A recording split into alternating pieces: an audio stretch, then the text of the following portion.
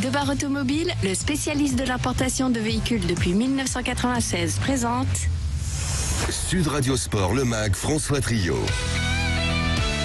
Bonsoir à tous et bonsoir à ceux qui nous rejoignent sur l'antenne de Sud Radio. On parle sport, on parle rugby avec le top 14, avec le tournoi des 6 nations, la première journée. Le top 14, c'est la 17e journée.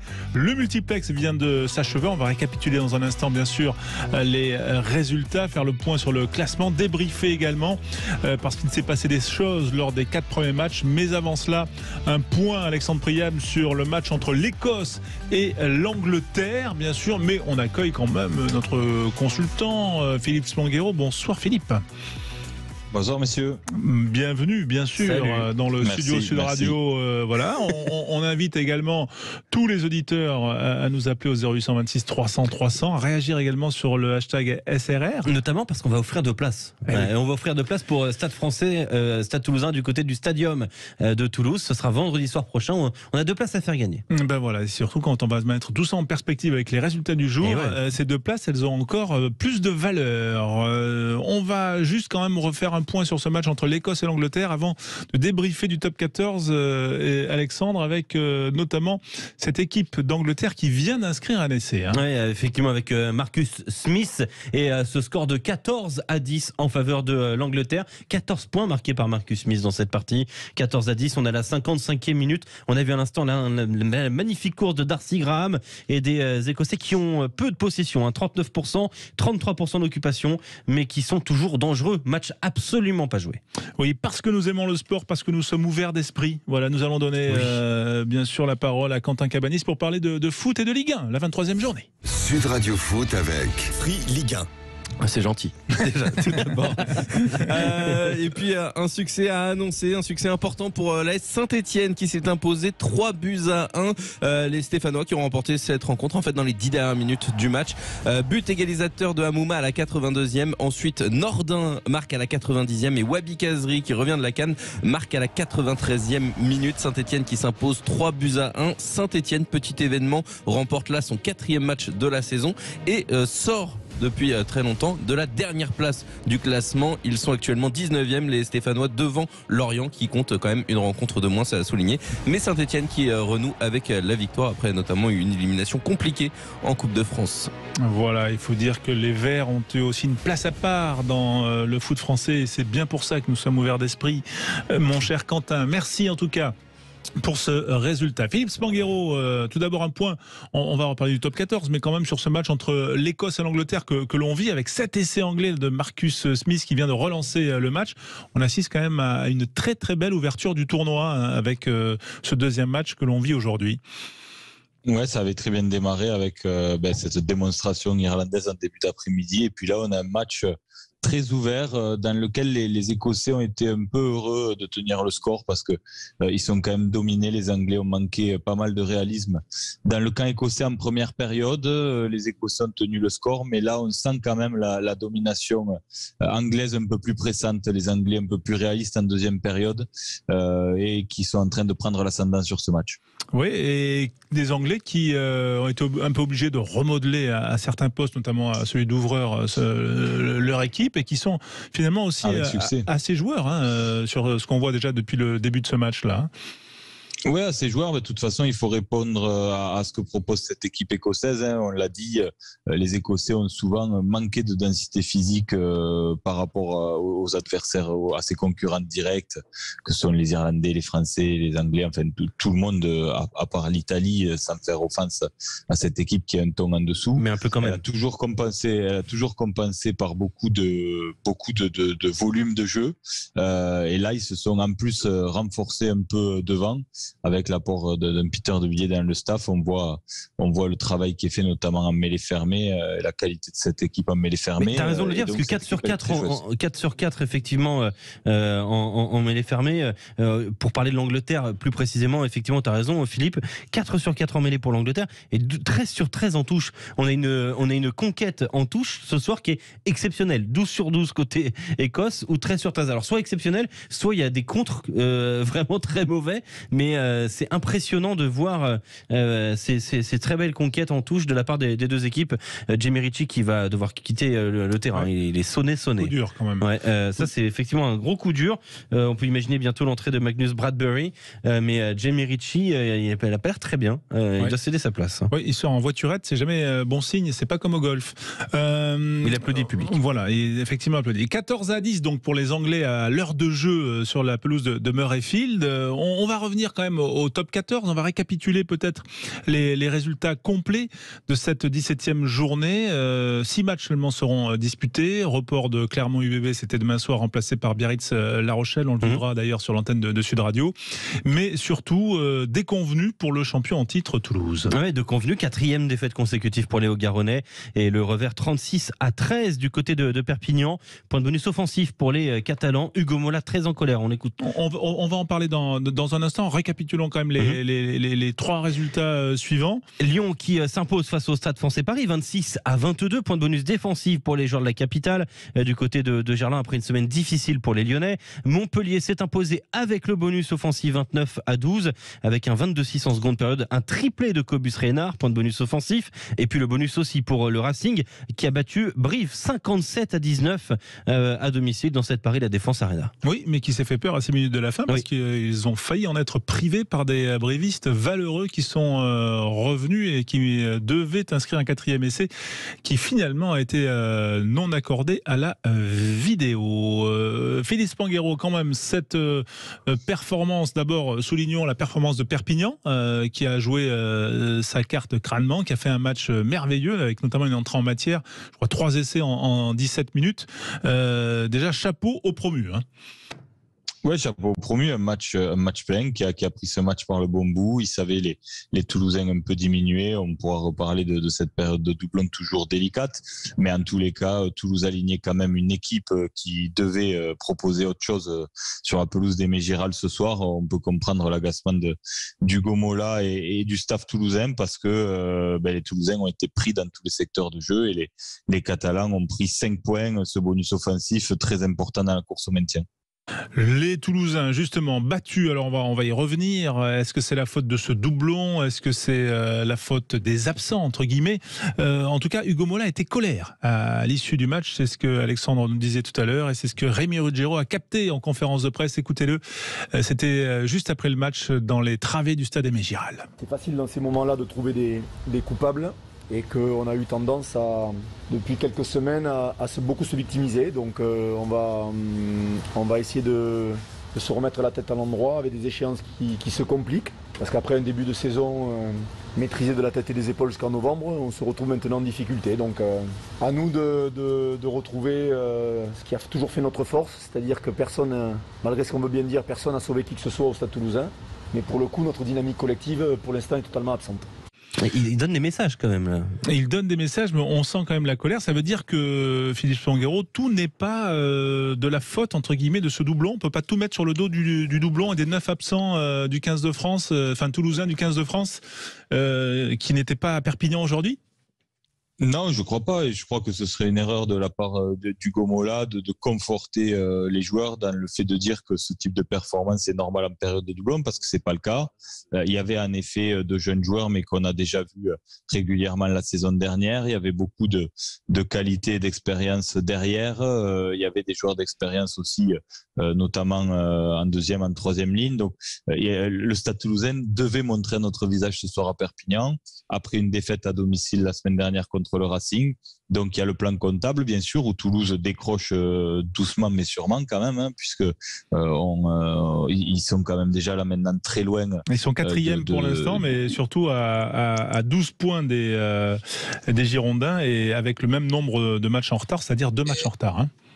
C'est ça, donc on verra ce que donnera le résultat du report de ce Clermont UBB, mais en tous les cas la dynamique elle est pas bonne du côté du Stade Toulousain.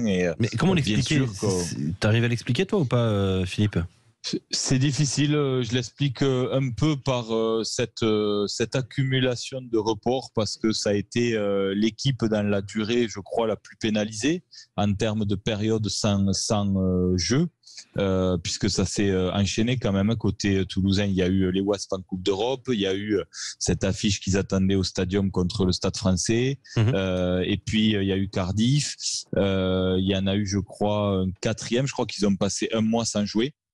Donc ça peut s'expliquer par ça, puisque on les avait vus en première partie de saison plutôt retrouver le rythme de la saison dernière, aller gagner partout quasiment où il avait décidé, à La Rochelle en ouverture de championnat, un match abouti à Biarritz chez le promu. Enfin, on avait senti les Toulousains quand même bien dans ce championnat, et puis quand le Covid est arrivé, la dynamique s'est inversée. Donc ça doit s'expliquer en partie par ça, mais pas que.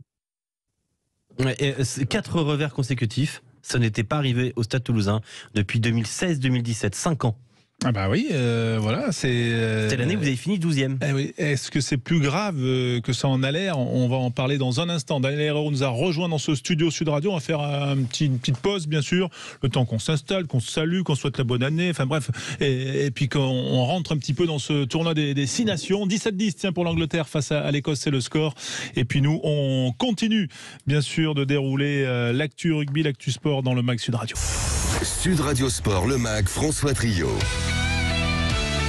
Avec Daniel Herrero qui nous a rejoint dans le studio Sud Radio. Bonsoir Daniel. Amis de Sud Radio, bonsoir. Content de vous retrouver en pleine forme dans ce week-end, tout orienté vers le rugby, à la fois national et évidemment international. Ouais, 17-10 d'ailleurs pour l'Angleterre face à l'Écosse, 65e minute du côté de Murrayfield, match que l'on suit en fil rouge, bien sûr, histoire de se mettre en appétit avant notre France-Italie de demain et l'entrée en lice des Français. Philippe Spanghero est toujours avec nous, bien sûr, voilà, dans le studio Sud Radio, Alexandre Priam, bien sûr, et vous les auditeurs, 0826 300 300. Quentin Cabanis, lui, surveille tout depuis tout, son centre de news. Bien sûr, si vous avez d'autres nouvelles que Saint-Etienne-Montpellier, vous êtes le bienvenu. Mais pas trop quand même, parce que là, on est dans le rugby et dans le cas toulousain. Daniel, vous voulez réagir sur cette défaite du Stade Toulousain, 36-13 à Perpignan. Philippe Spanghero en a parlé, on essaye de comprendre. La question, je vous la répète, est-ce que vous pensez qu'on peut tout mettre sur le dos de ce doublon et de l'absence des 8 ou 9 joueurs sélectionnés avec le 15 de France, qui sont des leaders quand même? Absolument, ce sont des leaders, ce sont des grands joueurs, et on ne peut pas nier que ce paramètre-là, une équipe fût la plus grande, tu vois, et la plus universelle, amputée de ses fleurons, d'un gros volume de très brillant, malgré tout ça altère. Mais on ne peut pas dire non plus que la performance d'aujourd'hui, piteuse, je dirais, en termes tout au moins comptables, quoi. Les Toulousains qui vont prendre une trentaine de points ou même un peu plus à Perpignan, c'est pas une performance anodine. On ne peut pas non plus nier, malgré tout, qu'on la voit arriver depuis un petit moment. L'équipe de Toulouse, depuis le début de saison, quelle que soit, non pas la suffisance, mais le rayonnement qui fut le sien la saison dernière, l'entame de la saison, effectivement, avait été plutôt bon. Le premier match à La Rochelle, revanche des 2 finales de l'année dernière, plutôt pas mal, un peu arraché avec les dents, mais enfin plutôt pas mal. Et puis depuis, pas un seul bon match. Des matchs corrects, des matchs pas mal, des bouts de match, des embryons de match, des potentialités de match. Tu vois, c'est pas mal ça, c'est pas mal ça. Et depuis en constance, quasiment jamais l'équipe au bon niveau de forme tous ensemble. Alors effectivement, il y a des paramètres. Il y a les tournées d'automne avec les doublons, mais il y a quand même une allure générale de quelque chose qui, au plan de la santé, au plan de l'appétit et même au plan de la qualité de jeu, ne s'est pas trouvé dans l'ordre. Me semble-t-il qu'il y a la vieille analyse, tu vois, qui gangrène toutes les équipes qui ont caressé les étoiles de façon incroyable. Toulouse, l'année dernière, a caressé les étoiles de façon incroyable. Eh bien, toutes, sans exception, all around the world, tout endroit du monde, il y a des pressions derrière, une haute pression. Il y a toutes, il y a un peu ou beaucoup de dépression. Toulouse le porte, ça, plus ou moins. Alors c'est vrai qu'il y a un certain nombre d'excuses, mais quand même. Et là, malgré tout, quand même, 4 défaites d'affilée, incontestables, avec des adversaires qui sont bien meilleurs qu'elles, et surtout, qui n'arrivent pas, les Toulousains, par leur niveau de jeu, tu vois, plus que par le talent des hommes, mais par le niveau de jeu, qui n'arrive pas à confirmer, malgré tout, leur statut, eh ben, c'est Toulouse, incontestablement, n'est pas bien. Et je me permets une petite liaison un peu équivoque, mais il n'est pas impossible non plus que les 7 ou 8 Toulousains qui vont jouer demain pour l'équipe de France soient à leur meilleur niveau. C'est pas du tout une certitude. Oh là là, c'est un beau teaser là, que vous faites, Daniel, pour revenir sur le tournoi destination, parce qu'il se passe des choses du côté de Murrayfield. Et même plus que ça. Et cette pénalité pour l'Écosse à l'instant, pour une faute quand même manifeste de Luke Cowan-Dickey, et ce qui permet bien à l'Écosse de revenir à 17 partout à la 67e minute de jeu. Et en plus, l'Angleterre qui va évoluer à 14 contre 15, ça nous annonce une fin de match complètement folle entre l'Écosse et l'Angleterre. 17 partout, et ça va beaucoup mieux pour les Écossais.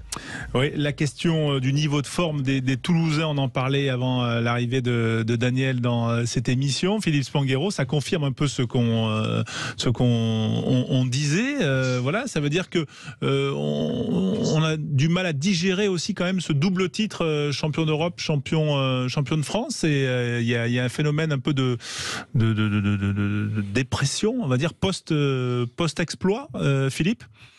On sait que c'est toujours des saisons délicates à appréhender, parce que là, il y a 2 titres, il y a des joueurs cadres de cette équipe du Stade Toulousain qui ont été extrêmement sollicités en équipe de France, qui peuvent aussi légitimement avoir aussi un petit coup de moins bien, physiquement du moins, donc ça peut s'expliquer.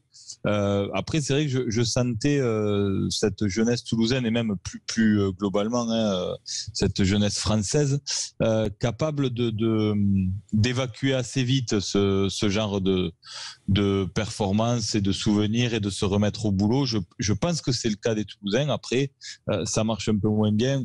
L'équilibre dans un vestiaire et dans un collectif, il est extrêmement fragile. Donc je le disais, on peut peut-être expliquer ça par... On sait que l'année prochaine, il y aura beaucoup d'arrivées aussi. Il y aura beaucoup de changements dans l'effectif. Peut-être qu'on a déjà les premières fritures sur ce point-là. Tu penses, Philippe ? Non, je crois pas. Je crois que le club a travaillé pour sécuriser ses joueurs cadres et faire des annonces. On l'a vu ces dernières semaines. Ils ont frappé fort en re-signant une année à l'avance les internationaux, notamment les internationaux, pour amener de la stabilité. Il y a eu aussi un petit point d'interrogation au sujet du Gomola qui a été levé et qui a re-signé pour une longue période. Donc non, je crois pas. On a travaillé la stabilité du côté du Stade Toulousain. Voilà, c'est pas facile d'expliquer ça de l'extérieur.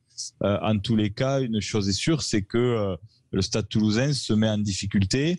On sait que cette période de doublon, elle est délicate. Ils l'ont déjà mal abordée en préambule la semaine dernière à domicile contre le Racing.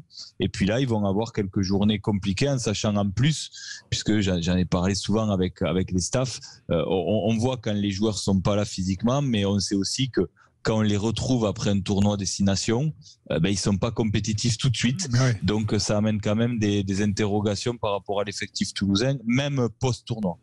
On va y revenir quand même sur l'état de forme peut-être disparate de ces Toulousains qui vont former quand même le gros noyau des 23 bleus qui seront demain face à l'Italie. Mais on continue à dérouler aussi les résultats forts de cette 17e journée du top 14. Et voilà, on va retenir quand même encore, c'est quoi, le 8e succès consécutif de Montpellier, Alexandre ? En top 14, exactement, 8e succès consécutif. La victoire 29-12, un triplé de Cobus Reinhardt tout à l'heure. Et cette équipe de Montpellier qui n'a plus perdu en top 14 depuis le 23 octobre dernier. Ouais, avec quand même ce modèle de combinaison d'essai suite à une combinaison en tout, ça fait quand même 2 dimanches qu'ils font ça à La Rochelle et là contre Pau. C'est ce qui a d'ailleurs les a mis dans le match parce qu'ils étaient au début un peu malmenés par les Palois. On sent quand même qu'il y a une forme de pétillance du côté de Montpellier. Et on n'était pas habitué à ça, Daniel. Voilà, il semblerait que ça y est, on a enfin trouvé la recette pour qu'il y ait un peu d'alchimie entre tous ces talents. Bien, une équipe qui enchaîne 8 performances de bon niveau, qui est constante sur l'attitude générale, je dirais. En même temps, constante sur son jeu en conquête, sur sa robustesse stratégique, là où elle est forte, elle est régulièrement, de 8 matchs d'affilée, 8 performances incontestables, 8 victoires incontestables, dont 2 ou 3 quand même. À La Rochelle la semaine dernière, notamment. Celle de la semaine dernière met un peu la touche la plus haute de ce niveau de performance, mais enfin, quand même, ça atteste. Ça atteste qu'il voyage. Alors, c'est vrai qu'on a quand même la sensation qu'il y a en place quelque chose dans le cœur et dans le jeu. L'équipe ne joue pas énormément, mais elle ne joue pas trop mal. Elle construit sans aucun doute un peu, mais pas énormément. Elle s'appuie toujours sur les grandes bases de la robustesse. Ça, c'est un peu l'histoire, j'allais dire, à la fois sud-africaine et montpelliéraine. Et on trouve comme ça dans Montpellier, par contre, ça c'est en place. Ils sont bien dans le cœur. Il semble que cette équipe ait réussi le lien affectif qui unit ces hommes. Ils sont vraiment, ils dégagent une forme de solidarité dans la combativité qui est constante et qui est belle, qui était assez élevée. C'est une équipe raide et proprement raide en ce moment. Tu vois qu'elle est sereine dans son agressivité. Elle est en place sur les bases du jeu. Elle joue pas trop mal. Elle a 2 ou 3 filouteries qui fait qu'elle a effectivement pu avoir. C'est-à-dire qu'elle construit elle construit un jeu pas très très élevé. C'est pas très élaboré, mais enfin elle fait plutôt bien les choses. Donc c'est une équipe de l'ordre et du combat, mais dans l'ordre ils sont pas mal et dans le combat ils sont plutôt bien. Et 12 joueurs formés en France dans le 15 de départ du côté de Montpellier. Ouais, c'est de moins en moins sud-africain. Il y a des Français aussi, enfin des joueurs qui jouent en France du côté de l'Écosse. C'est une petite transition facile. Oui, mais elle est bien. Voilà, mais on fait ce qu'on peut. 19h24 sur Radio. Peut-être lié à la victoire du match. Phil Russell, effectivement, qui a l'occasion de permettre à l'Écosse de mener dans cette partie. Ce serait absolument important. Il y a 17 partout à la 72e. On vient de voir tout simplement une équipe d'Angleterre qui a tout cafouillé. On a fait lancer en touche Joe Marler à la place de Luke Cowan-Dickie, un pilier, le ballon perdu. Derrière en mêlée, les Anglais pénalisés. Donc la conquête est en train de partir un peu à volo. Pénalité en faveur de Finn Russell et de l'Écosse. Finn Russell qui s'élance. C'est poteau rentrant. Non, ça frôle le poteau et ça rentre évidemment. Et cette équipe d'Écosse qui mène 20-17 à la 72e. L'Angleterre évolue à 14-15 pour encore 3 minutes 30. Oui, et l'Écosse qui avait déjà battu l'Angleterre l'an dernier, on s'en souvient, en ouverture du tournoi, mais c'était à Twickenham. Et ça avait, on va dire, compromis le tournoi des Anglais, en tout cas du suspense du côté de Murrayfield, 20-17. Philippe Pinguero, réaction quand même sur Montpellier, qui était pas bien dans ce match. Et là, il y a quelques mois peut-être, cette équipe aurait peut-être chuté à domicile face à Pau. Aujourd'hui, elle a renversé la tendance. Elle a su renverser la tendance, comme le disait Daniel, par des choses simples mais terriblement efficaces. C'est la 8e victoire d'affilée ce soir pour cette équipe du MHR. Qui travaille dans la sérénité, dans la confiance. Il y a eu clairement un changement de stratégie à la tête du club. On a vu déjà qu'un staff s'installe. Ça a toujours été un peu délicat quand même du côté du MHR. Les staffs étaient très vite sous pression. Ça a manqué un peu de stabilité. Et puis là, on l'a dit, il y a beaucoup de joueurs français dans cet effectif. On est un peu moins sur un recrutement de stars, je trouve. Et puis on a trouvé un collectif. Le recrutement a été très stratégique et très bonne du côté du MHR. Et quand on annonce Léo Colli, qui est peut-être l'avenir au poste de demi-mêlée en France et qui fait partie des nouvelles pépites du rugby français, ça prouve aussi que Montpellier est de nouveau attractif. Bien sûr. Alors Montpellier avait toujours été attractif parce que on savait le président généreux d'un point de vue des salaires, mais les joueurs venaient peut-être pas pour démarrer une carrière. On avait des joueurs stars qui venaient après avoir fait leur carrière internationale, qui n'étaient peut-être pas prêts à donner tout ce qu'ils avaient à donner pour ce club, alors qu'aujourd'hui c'est vrai que c'est d'autres profils. Léo Colli que s'arrache, je pense, la plupart des clubs de top 14. S'il choisit Montpellier, c'est un signal fort. Et notamment parce qu'il y a Johan Codulot qui est le président, qui est le patron du centre de formation du MHR, qui est un ancien Montois et qui est très porté sur le développement des jeunes. Johan Codulot, c'est aussi pour ça que Léo Colli semble avoir choisi le MHR. Ouais. Voilà, ça fait partie des bonnes nouvelles, en tout cas des voyants qui sont au vert du côté de Montpellier. C'est au vert aussi du côté de Lyon, au vert à la fin du match parce que ça a été très chaud, 26-22 pour le Loup face au Stade Français. On va dire que l'annonce du départ de Pierre Mignoni, qui n'a pas été complètement maîtrisé du côté du Loup, il s'en tire plutôt bien au vu du scénario du match. Bien sûr, parce qu'il y avait quand même 19-11 à la pause en faveur du Stade Français Paris, et Lyon a changé, on va dire, un peu d'état d'esprit en seconde période. C'est un 15-3 infligé par les Rodaniens aux Parisiens pour s'imposer 26-22. Pas ultra convaincant, ces Lyonnais, malgré un excellent Joshua Tuisova notamment. Qui a été décisif, qui a traversé le terrain notamment sur le premier essai lyonnais à peu près à la demi-heure de jeu, alors que les Parisiens menaient largement au score. Effectivement, l'annonce, Daniel, du départ de Pierre Mignoni, c'est la fin, on va dire, c'est une page qui se tourne. Ça fait partie aussi des matchs qu'il faut pas rater pour une équipe, parce que après ça peut parler, on on peut rentrer dans une forme de doute. Il était important ce succès en tant qu'équipe pour gérer cette fin de saison. Ah, absolument. Ah oui, là, c'est même un carrefour dans la saison du club de Lyon. Cette période, c'est-à-dire en janvier, février, quoi, c'est-à-dire en milieu de saison, un peu plus même, quand l'entraîneur annonce d'une façon, je dirais, plus ou moins réussie, mais enfin que l'annonce du changement d'un entraîneur qui est en place depuis 7 ans, 7 saisons, qui a donné goût, qui a donné qualité, qui a donné rayonnement en même temps, qui fait partie intégrante d'un process qui s'est développé sur 7 ou 8 saisons. Donc Pierre Mignoni annonçant en milieu de saison, ce qui n'est pas le plus simple, mais annonçant qu'il mettrait un terme à sa aventure lyonnaise, ça peut générer du trouble de ceux qui commençaient à être un peu saturés peut-être, tu vois, de sa parole, je dirais, ou sa manière d'être, de ceux qui au contraire avaient une confiance absolue à lui et qui avaient même des prévisions de futur avec cet entraîneur-là. Donc ça peut générer des troubles. Effectivement, aujourd'hui, ils ont gagné. Ils n'ont pas gagné avec la grande classe, ils n'ont pas gagné avec le grand sourire, tu vois, on est bien à tous les heures. Mais ils ont gagné avec une application. Et l'application, elle génère malgré tout quelque chose de respectable. Cette équipe de Lyon, elle était vaillante, elle était impliquée, elle était sérieuse, elle a fait pour le mieux. Non, tu vois, elle manifeste pas ce qu'on pourrait appeler des failles dangereuses. Il n'y a pas le collectif divisé, il n'y a pas les anti et les pros qui vont se filer sur la tronche dans les jours à venir, tu vois. Voilà. Donc, il me semble qu'avec cette performance-là, dans cet moment-là, Lyon atteste quand même qu'elle va malgré tout, l'équipe de Lyon, être assez pénible jusqu'à la fin de la saison. Oui, 3e aujourd'hui au classement du top 14. On va faire une petite pause et puis ensuite on va accueillir Olivier Magne qui nous a rejoint. Juste un point score très rapide, Alexandre, sur Écosse-Angleterre. 20-17 pour l'Écosse face à l'Angleterre, 77e minute, et peut-être une occasion de mener de 3 points de plus. À tout de suite sur Sud Radio. Sud Radio Sport, le MAG, François Trio. Le MAG, bien sûr, avec vous les auditeurs Sud Radio 0826 300 300, le MAG pour parler des Bleus, les Bleus qui abordent le tournoi Destination. C'est demain 15h45 sur l'antenne de Sud Radio. On sera bien sûr au Stade de France, Daniel Herrero sera là, il est déjà là avec nous en studio, bien sûr, Alexandre Priam aussi, et nous accueillons bien sûr dans notre équipe et tour de table Sud Radio Olivier Magne qui rejoint Philippe Spanghero. Salut Olivier.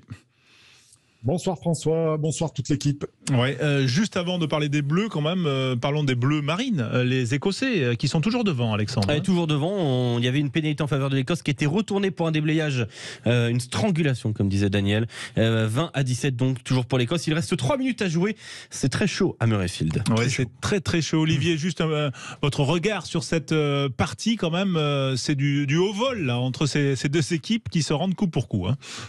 Ouais, c'est très serré, effectivement. Les Écossais, dont on attend chaque année une confirmation de leur progression, ils sont dans la partie, ils mènent au score.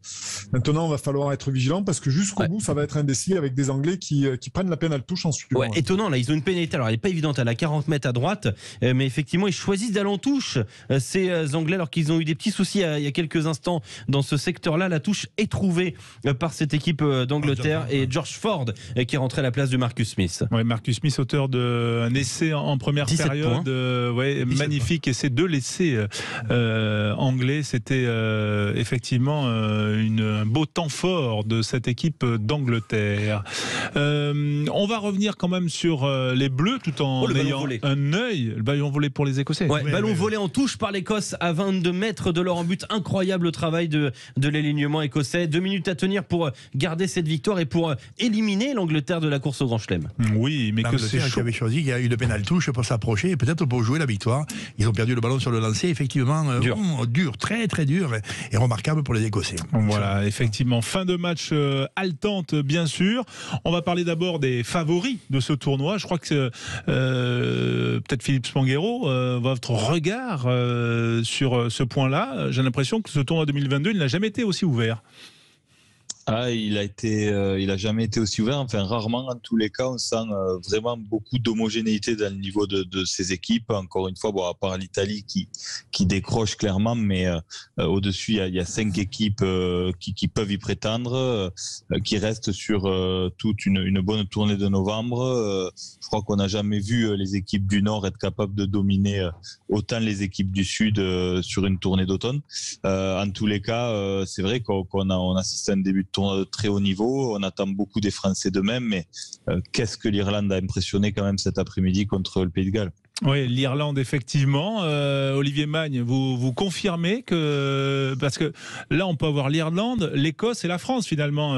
Si jamais le score en reste là, toujours 20-17 20-17, mais attention, une mêlée à venir pour l'Angleterre. Ce sera probablement le dernier ballon du match. 79e minute de jeu et 36 secondes. Matt Fagerson élu joueur du match, le 3e ligne centre et dernier ballon, peut-être, pour l'Angleterre. Olivier, sur l'Irlande qui nous a impressionné et qui vous a impressionné, on en a parlé tout à l'heure en début d'après-midi. Oui, ils impressionnent évidemment depuis quelques temps, à l'image de leur province européenne qui rayonne quand même dans la Coupe d'Europe. C'est une équipe d'Irlande qui a une très bonne maîtrise de son rugby. À 1 an et demi maintenant de la Coupe du Monde, on peut imaginer que toutes les équipes commencent à trouver leur ossature principale, qui va composer les équipes qui disputeront la Coupe du Monde dans 1 an et demi. Donc voilà, pour elle, c'est ce rendez-vous du tournoi des destinations. Il est aussi important dans cette perspective. Et on sait que de plus en plus d'équipes se préparent de mieux en mieux à l'image de cette équipe d'Écosse qui va elle aussi certainement postuler pour une victoire dans le tournoi. Donc voilà, il y a beaucoup d'équipes qui peuvent poser problème à l'équipe de France dans ce tournoi-là. Et l'équipe de France, évidemment, fait partie des favoris pour aller pour se mettre vraiment dans une position on va dire idéale avant la prochaine Coupe du Monde et le prochain tournoi évidemment en 2023. Quelle nation peut empêcher l'équipe de France de remporter le tournoi des 6 nations? C'est bien sûr la question qu'on a posée sur le hashtag SRR sur Twitter, Sud Radio Rugby bien sûr, mais avant cela on va vivre avec vous Alexandre Priam la dernière mêlée du match Écosse-Angleterre comme si on y était à Murrayfield. 82e minute de jeu et l'introduction à venir pour Ben Youngs, 3 points de retard pour les Anglais, 20-17. L'introduction elle est propre, la mêlée aussi, ils essaient d'aller chercher la pénalité, avantage en cours en faveur de l'Angleterre. Et pas du nul, hein. Non, ce n'est pas un avantage, il veut refaire faire la mêlée. Voilà. Il veut refaire faire la mêlée, il a tendu le bras, attention monsieur O'Keefe. La vraie question qui se pose, c'est vu qu'il cherche semble-t-il la pénalité ou soit l'avantage, est-ce qu'il serait capable de se contenter d'un match nul? Les Anglais dans le tournoi des destination, ce serait presque une anomalie. Déjà la pénale touche a donné un peu la réponse, Daniel. Oui, ils n'en veulent pas, ils veulent la victoire. Absolument. La pénale touche atteste il y a 2 minutes qu'ils veulent gagner le match et non pas conquérir le match nul, qui au demeurant ne serait pas une offense sur la qualité du match et même sur la qualité de l'adversaire, mais enfin on sent qu'ils veulent gagner. Alors là ils sont sur une mêlée introduction Angleterre, les 25 mètres, 28 mètres face au poteau et ils cherchent dans un premier temps quand même incontestablement les avants anglais à prendre le dessus sur les avants écossais pour bénéficier d'une pénalité. Ça apparaît évident. Après qu'est-ce qu'ils vont faire de cette pénalité au cas ils arriveraient à la conquérir? Pour l'instant 82 minutes et 20 secondes et alors je sais pas très bien ce qui se passe. Est-ce qu'on va avoir 17 minutes de mêlée comme France-Galles 2017? Je sais pas, mais en tout cas il y a discussion, il y a encore une fois discussion autour de Ben O'Keefe, l'arbitre néo-zélandais. Il a envie que ça se passe bien, mais c'est compliqué là.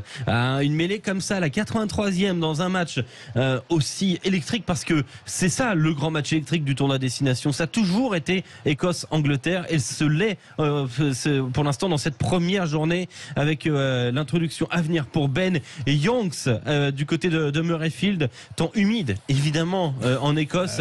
Et match quand même passionnant, 20-17, 83e minute de jeu, ça y est. Qui met une pièce sur l'Angleterre? Olivier Magne, Philippe Spanghero, Daniel Herrero? Moi je la mets pas, non. Non. Olivier? Moi non plus, je rejoins Daniel, je mets pas la pièce sur l'Angleterre. Philippe? Non plus. Oui, donc on va voir ça. Attention, ils ont le ballon sur cette mêlée. La mêlée, effectivement, elle est propre, pas d'avantage. Aussi, ça avance. Et qu'est-ce que fait Monsieur O'Keefe? Là, cette fois-ci. Et non, il veut pas. Il veut pas siffler. Je crois qu'on a un arbitre qui refuse d'arbitrer. Oui, on a un arbitre qui veut plus arbitrer. Il manque de tempérament. Incontestablement, les Anglais gardent la balle volontairement. Il faut une double flexion-extension. Ils avancent un peu. C'est compliqué. Ça tourne certes à gauche un peu, mais quand même, ils avancent nettement. Ça s'écroule. Olivier Olivier, je te vois, t'as pas l'air content. Ouais, non, il peut pas ne pas donner la pénalité. C'est quand même, voilà, l'arbitre du match là, il s'échappe un petit peu. Hein. Il est un peu inquiet, on va dire. Mais bon, c'est pas. À ce niveau-là, je pense qu'il peut pas ne pas donner la pénalité aux Anglais. C'est incroyable quand même de pas le faire là sur cette séquence. J'en profite pour dire qu'on peut voir effectivement nos consultants Sud Radio, toute l'équipe bien sûr, sur l'appli Sud Radio et bien sûr écouter la radio en nous regardant. Allez, cette dernière mêlée, Alexandre, on veut la vivre, on veut la. Et bien sûr. On veut la vivre effectivement avec l'introduction pour Ben Youngs qui a fait 85 minutes dans ce match. Harry Randall n'est pas rentré. Ben Youngs et du coup on ne pousse plus. On va sortir tout de suite le ballon avec la passe pour les trois quarts centre, le grattage peut-être de la deuxième ligne. Johnny Gray, il a gratté le ballon. Johnny Gray, incroyable travail de Johnny Gray et la victoire de l'Écosse. Incroyable, les Anglais sont éliminés de la course au Grand Chelem. Stuart Hogg exulte et l'Écosse s'impose. On se posait la question de l'Écosse outsider, peut-être que l'Écosse peut passer au statut de favori. Oui, 20-17 en tout cas, quelle victoire des Écossais qui confirment leur succès de l'an dernier, qui confirment quand même que c'est une grande équipe dans ce tournoi 2022 et que voilà, ils l'ont montré. On a vu quand même cet ailier là, cet ailier droit, Darcy Graham, il a été extraordinaire. Les deux ailiers ont été très bons et lui, Darcy Graham a été magnifique. Il est quand même parce que je pense que c'est lui qui fait le grattage. Hein. Il me semblait. Alors oui, c'est peut-être que 4, j'ai vu un 4, mais je sais pas si Olivier tu l'as vu ou si Philippe tu l'as vu, mais il me semble que c'est l'ailier qui vient faire le grattage. Hein, si ma vue ne baisse pas, mais non, ça peut arriver. C'était un peu déporté. C'est le centre qui plaque et c'est l'ailier qui vient gratter. C'est courageux. C'est dire. En tout cas, 20-17. Tour de table, Daniel. L'Écosse, voilà, l'Irlande, la France, ce sont eux les trois favoris désormais. Il va falloir qu'on rentre un peu dans les détails, mais si on analyse quand même, la performance de l'Écosse, elle est belle. Ils battent des Anglais, plutôt de bons Anglais. Il y a plein de bémols dans la performance des Anglais, mais c'est quand même un assez gros match. Et les Écossais semblent sortir. Rappelons que l'année dernière, ils nous battent, nous, à Paris. Rappelons qu'il y a 2 ans, ils nous battent à Édimbourg. Rappelons quand même que depuis 2 ou 3 saisons, on atteste tous, autant que nous sommes, que la qualité du rugby écossais est plutôt bonne. Mais il y a le vrai bémol historique, millénaire, le bémol des Écossais qui n'ont pas la puissance redoutable pour aller vers les grandes conquêtes. Bon, il semble là quand même que tout ça arrive à terme. Honnêtement, ça mérite le titre de grande équipe. Alors favori, je sais pas, mais il s'aligne quoi. Il s'aligne avec les autres quoi. Alors après, on va parler sans aucun doute des Irlandais quand même qui ont fait cet après-midi une performance tout à fait éblouissante. C'est-à-dire quelque chose de haut ou de très très haut en qualité de rugby produit. Et donc on voit arriver quand même effectivement 3-4 équipes. On attend les Français demain. Mais déjà aujourd'hui, on a l'indicateur de Écossais, Irlandais, attention, danger en perspective. Ouais, est-ce que Olivier Magne, ce résultat met la pression sur nos Bleus demain un peu plus ? Oui, quelque part, parce que cette équipe écossaise était pas peut-être attendue. C'est vrai que tout le monde attendait de voir ce premier match. Certains voyaient des Anglais beaucoup plus forts que les Écossais, d'autres voyaient des Écossais en progression, mais peut-être pas capables de se mettre au niveau de cette équipe d'Angleterre.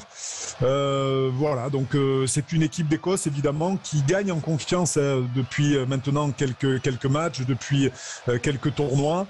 Elle va être présente. On sent qu'il y a quelque chose qui se passe du côté de l'Écosse avec une meilleure conquête, une puissance supérieure qu'aux années passées et puis toujours autant de qualité sur le plan offensif avec des joueurs hyper talentueux. Donc voilà, c'est une équipe d'Écosse qui va évidemment que l'on va suivre et puis que l'on va rencontrer chez elle et ça ne sera pas une mince affaire que d'aller gagner là-bas. Et tu parlais de la conquête, 4 sur 7 en mêlée, ça a été un petit peu chaud en mêlée, par contre 16 sur 16 en touche. Ouais, effectivement ça a été chaud. 96% de réussite au plaquage. Est-ce qu'il a été gentil avec l'arbitre, avec les Écossais, l'essai de pénalité accordé aux Écossais et puis ce doublé du carton jaune pour le talonneur anglais, Philippe Spanghero, est-ce qu'il a été gentil, monsieur O'Keefe? Gentil en tous les cas, ça peut se discuter. Conciliant. Ça peut se discuter. Un peu conciliant, il l'a été, on le redit sur la dernière mêlée aussi. Mais après, bon, pour revenir plus globalement sur le match, ces faits de jeu, ils expliquent pas eux seuls ce résultat. Il y a quand même une défaillance et un manque de réalisme du côté anglais, parce que je crois qu'en termes de possession et d'occupation, 55-63. 55 possessions, 63 d'occupation. Ça s'est un peu rééquilibré, mais à la fin de la première période, il y avait 63% de possession et 73% d'occupation en première période. Il y a un ultra réalisme écossais en première période. On a senti les Anglais très stériles dans le camp écossais, et donc le résultat de ce soir, il s'explique surtout par l'incapacité de l'Angleterre à concrétiser ses temps forts, parce qu'encore une fois, les stats étaient vraiment très particulière quand même pour un match de ce niveau, avec au final une victoire écossaise. Mais comme le disait Olivier, c'est vrai que pour revenir à ce qui nous concerne, l'équipe de France, on a longtemps pensé que cette formule-là sur les années paires, elle était favorable à l'équipe de France parce qu'on reçoit l'Irlande et l'Angleterre, et on pensait que c'était un peu moins compliqué d'aller à l'extérieur à Murrayfield. En tous les cas, depuis quelques années, force est de constater que c'est pas forcément beaucoup plus intéressant de se déplacer à Murrayfield et à Cardiff. Analyse quand même de notre docteur S, Grand Chelem, Olivier Magne, sur Sud Radio. 4, vous en avez au compteur, vous. Donc, vous savez, les pairs, années impaires, même si c'était pas tout à fait la même époque, mais quand même, c'était le même tournoi, entre guillemets, quasiment. Oui, c'était le même tournoi. Alors après, on l'a réalisé, je crois, dans une situation, mais c'était sur le 5 Nations, c'était pas sur le 6 Nations, et l'équipe de France a jamais réalisé un grand chelem dans le cadre des 6 Nations. Dans le cadre où elle se déplace 3 fois, pardon. Donc c'est vrai que ça n'a jamais été réalisé. Donc c'est vrai que cette année est quand même une année plutôt favorable, avec 3 réceptions évidemment, et le fait, et je rejoins là Philippe, c'est vrai que le fait de se déplacer en Écosse à l'époque était plus vu comme quelque chose de plus intéressant que l'année précédente, et donc voilà, ça va être compliqué de se déplacer en Écosse, comme ce sera aussi compliqué d'aller faire un match au Pays de Galles, parce que les Gallois ont de l'orgueil, et certainement après cette première défaite cuisante contre les Irlandais vont devoir réagir. Donc même si je pense que cette équipe du Pays de Galles, elle est en grande difficulté en ce moment, il y aura une réaction de sa part. Donc voilà, ce sera 2 matchs très très intéressants à suivre, et qui seront peut-être aussi assez compliqués que les réceptions que l'on aura cette année. C'est tout ce qui fait la magie du tournoi, et c'est tout ce qu'on aime. Voilà, quand les jours sont un peu courts, là, les week-ends d'hiver dernier héros, c'est vrai que c'est sympa quand on voit poindre le tournoi. Voilà, c'est le premier match, Irlande, Galles, comme on l'avait aujourd'hui, c'est Écosse, Angleterre, souvent programmé le samedi en fin de journée comme ça. On se dit que c'est sympa le tournoi, et ça sera encore plus sympa si la France le gagne. Oui, on peut dire qu'il y a une magie quelque part autour du tournoi. Quand même, ça fait 150 ans que toutes ces équipes se retrouvent en février, en mars. Chaque fois, il y a le même appétit. On a la sensation que le tournoi, il gagne toujours en maturité. On a pensé à un moment qu'il pouvait un peu se fragiliser face à l'offensive majeure, tu vois, de la Coupe du Monde de rugby qui mettait sur le monde de l'Ovalie comme ça une performance. Mais non, le tournoi, il reste. Le tournoi, il est élégant. Le tournoi, il est compliqué. Le tournoi, il est toujours beau. Le tournoi, il est toujours éternellement renouvelé en appétit. Et effectivement, même pour les experts dont il semblerait ici que dans cette salle, ou tout au moins à l'extérieur, il y en a quelques-uns, on atteste tous que on se fout quasiment des années précédentes. On attend vite celui-là, quoi. On voit bien que les Irlandais étaient pas mal en 2018. Rappelons qu'ils ont gagné le tournoi, par exemple. Tu vois que les Gallois ont fait le Grand Chelem l'année dernière, ou il y a 2 ans. On voit bien que les Anglais, ils sont encore toujours concurrentiels. Mais en même temps, il y a toujours un degré d'élégance, de maturité. Le tournoi, c'est madré. Le tournoi, c'est beau. Le tournoi, on l'attend avec impatience. En plus, cette année, va-t-en voir que toute équipe qui sort de son vestiaire, tu vois, pour aller sur le terrain, elle a l'ambition de le gagner. Oh là là. Et en plus, toute équipe, cette année, en l'occurrence, me semble-t-il, de façon un peu originale par rapport aux années précédentes, elle est titulaire d'un certain nombre d'attributs presque modernes.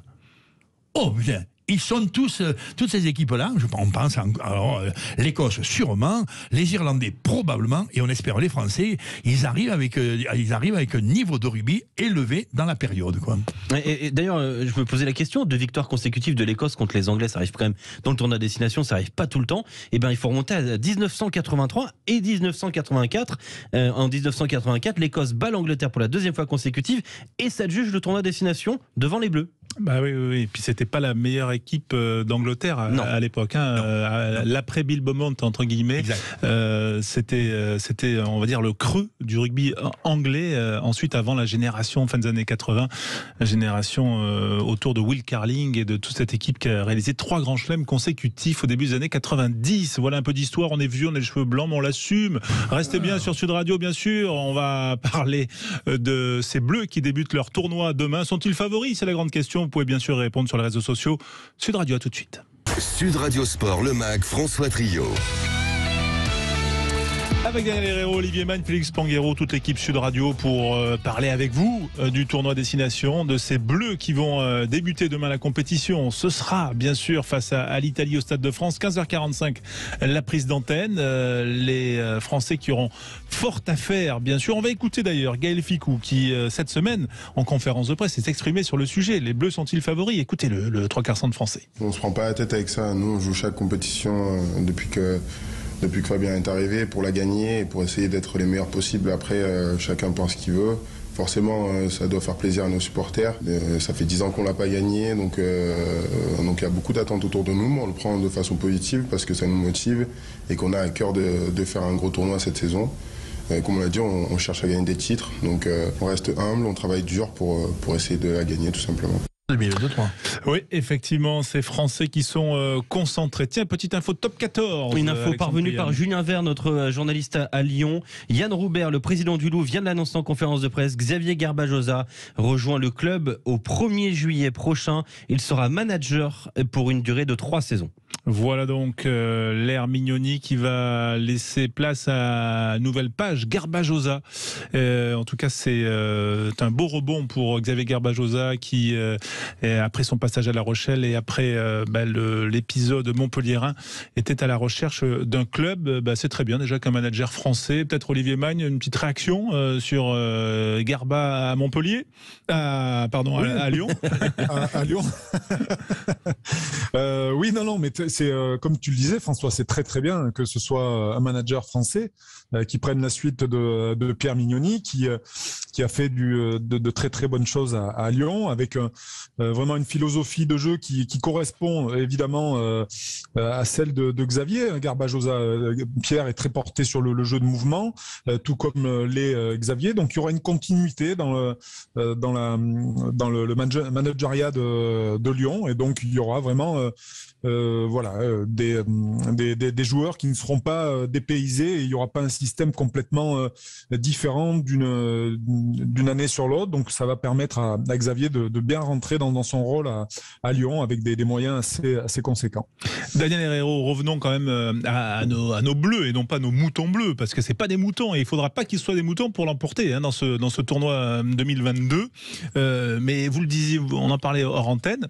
Voilà, qu'est-ce qui aujourd'hui, après ce qu'on vient de voir sur ces 2 premiers matchs, peut nous dire que les Français sont favoris? On n'a pas plus de garantie, peut-être encore moins après ce qu'on a vu cet après-midi là.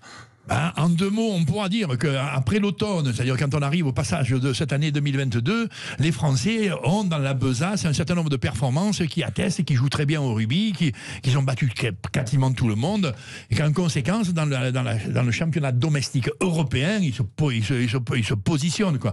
Hop, petit premier bémol dans l'aventure, si les Français sont vraiment bons à la fin 2021 et au tout début de 2022, tout au moins dans les statistiques, hop, on voit que les Irlandais sont de ce niveau-là.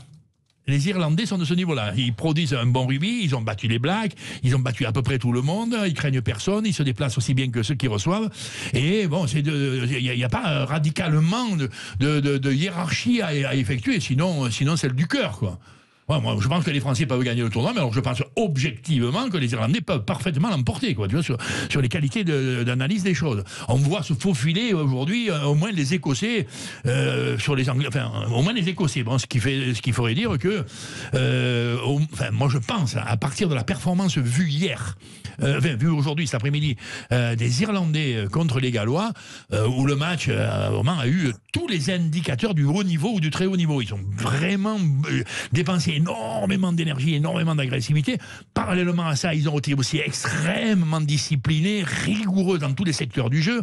Ils sont très performants au pied. Ils ont un volume de construction qui embellit leur niveau de performance. Ils en font beaucoup. Alors, ils en font beaucoup très, très ordonnés. Ils sont dans un ordre rayonnant, tu vois. Ils jouent bien. Mais longtemps, ils nous ont fatigués avec ce type de jeu dans les, tu vois, la période Joe Schmidt. Ouais. Voilà, la période de Schmidt. Putain, ils jouaient bien, mais alors putain, on baille, quoi. Vraiment, t'as l'impression que c'est une armée de robots. Ah non, là, ça a changé. Par contre, ils sont plus créatifs. Voilà, alors. Créative, on y arrive, mais à peine quand même, tu vois. Et là, il va y avoir un peu la nuance avec l'équipe de France. Cette équipe d'Irlande est celle qui joue le mieux au rugby collectivement. Bien mieux que nous, honnêtement, sur la maîtrise du jeu dans son ensemble, quoi. Maintenant, ils ont un potentiel de très bons joueurs élevés. Vraiment de très bons joueurs élevés. Ils n'ont pas, comme dirait l'autre, la pépite absolue, tu vois, celle qui qu'on appellerait le joueur un peu génial. Il semblerait que les Français l'ont, ça, en potentiel. Il me semble que le potentiel de ceux qui l'avaient ne l'est pas encore facilement aujourd'hui. On pense évidemment, je sais pas moi, à Jaminet, on pense à évidemment Antoine Dupont, on pense même à Romain Tamac, tu vois, qui sont capables, eux, presque à eux tout seuls sur un exploit de gagner le match.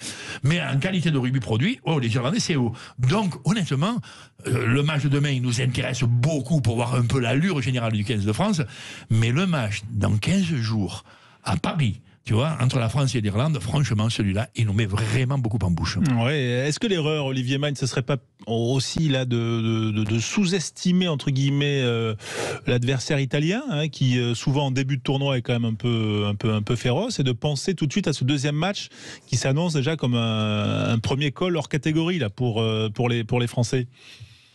Ah, complètement, oui. Il faut rester très très vigilant pour le match de demain contre l'Italie. Les Italiens qui ont annoncé et qui ont l'ambition, et moi j'en suis très heureux parce que ça redonne un petit peu de piment à ce match-là. L'envie de gagner, de venir pour gagner. En tout cas, c'est vraiment leur idée aux Italiens. Donc, comme tu le dis très bien, François, ils vont arriver avec beaucoup d'appétit, très féroces. On sait que c'est une équipe. Nos amis italiens, nos cousins vont nous brouiller un petit peu les cartes, vraiment nous mettre en difficulté dans des secteurs dans des secteurs de jeu où c'est pas toujours évident de s'en sortir. Donc il va falloir que l'équipe de France fasse un match sérieux, appliqué, avec beaucoup d'agressivité, sans basculer dans l'agression, parce que face aux Italiens, on n'est jamais loin. Donc ça va pas un match facile, et il va évidemment ne pas falloir penser à celui de la semaine prochaine contre l'Irlande avant d'avoir joué celui-ci. Ça, c'est évident. Prendre les matchs les uns après les autres. Voilà la morale de cette histoire. Tiens, et prendre aussi les jeux sur Sud Radio, les uns après les autres. Oui, on vous offre 2 places. Quel jeu. On vous offre 2 places pour Stade Toulousain, Stade Français. C'est vendredi soir prochain à 20h45. Évidemment, ce sera sur Sud Radio. Et on vous offre 2 places pour ce match au Stadium entre le Stade Toulousain et le Stade Français. Un match plutôt très ouvert, très intéressant. Et pour jouer, c'est très simple. 0826 300 300, 0826 300 300, 5 centimes l'appel.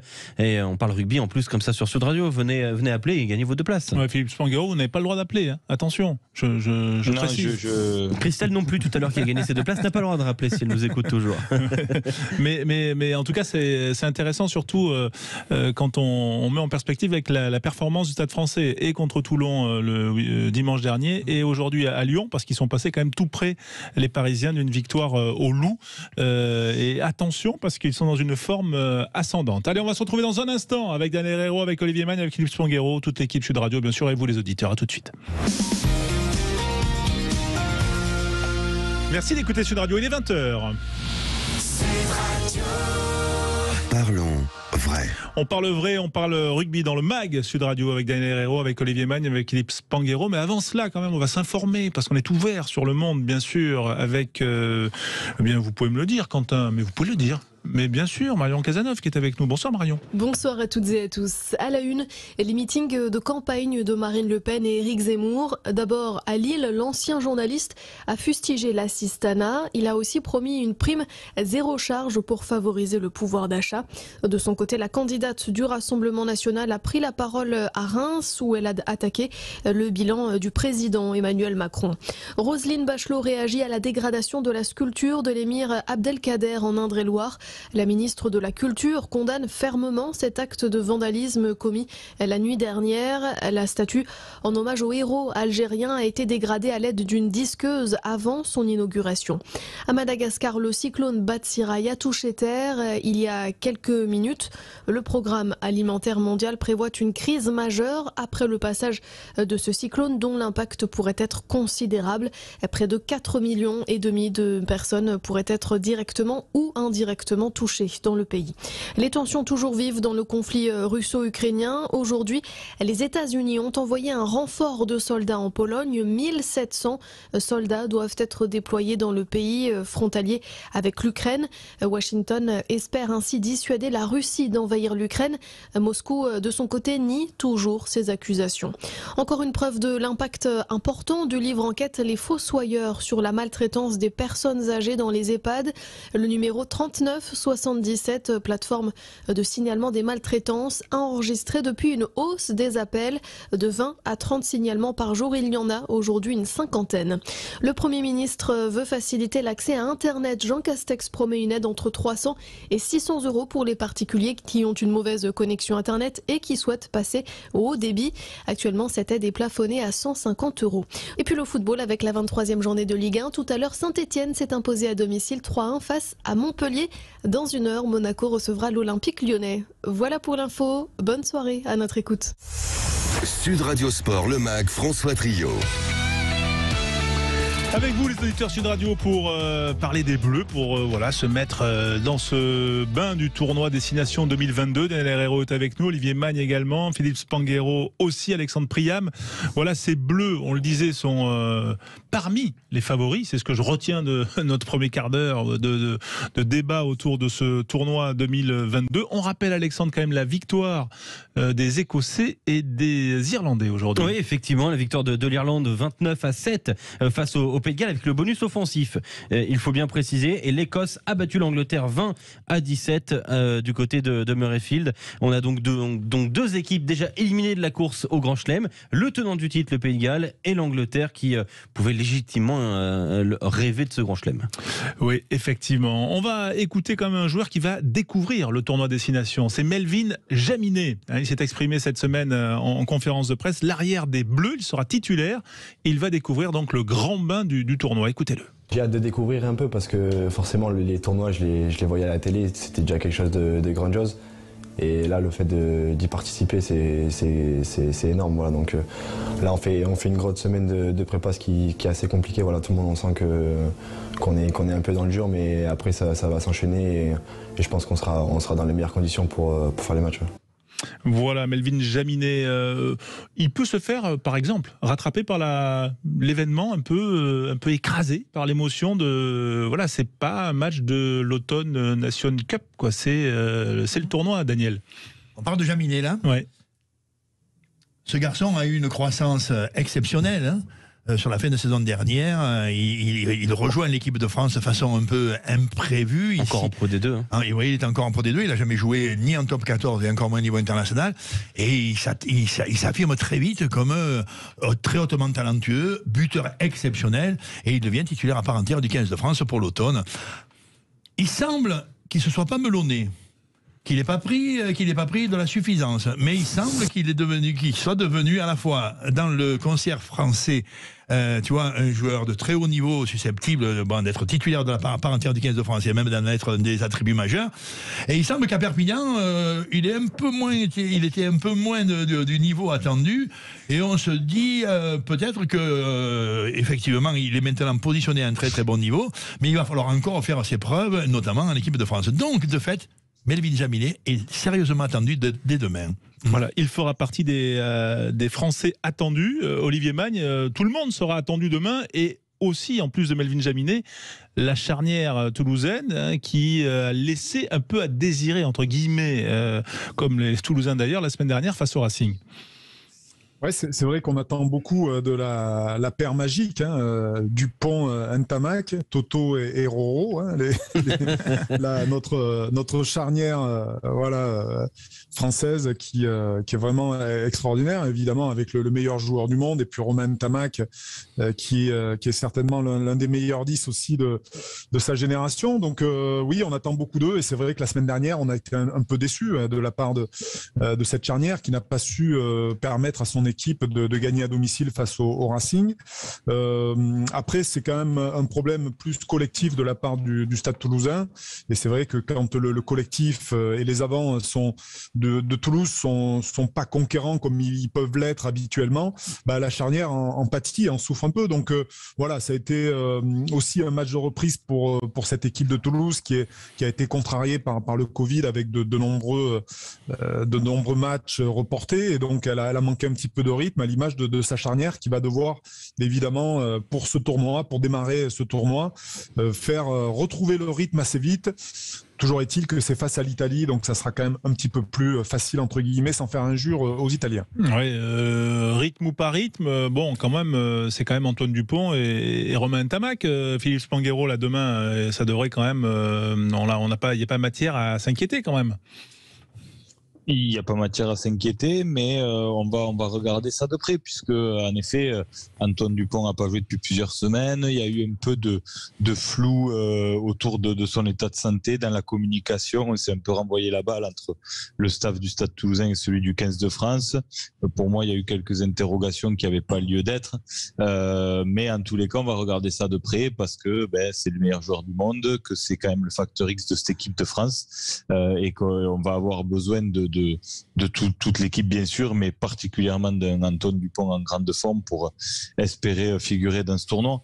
Donc on verra déjà demain. En effet, c'est une entrée en matière un peu plus simple qu'on a à gérer contre l'Italie, mais ça nous donnera quand même une tendance sur l'état de forme de cette charnière toulousaine, et puis de joueurs aussi qui ont rejoint le groupe France en cours de route après avoir été mis au repos pour cas de Covid.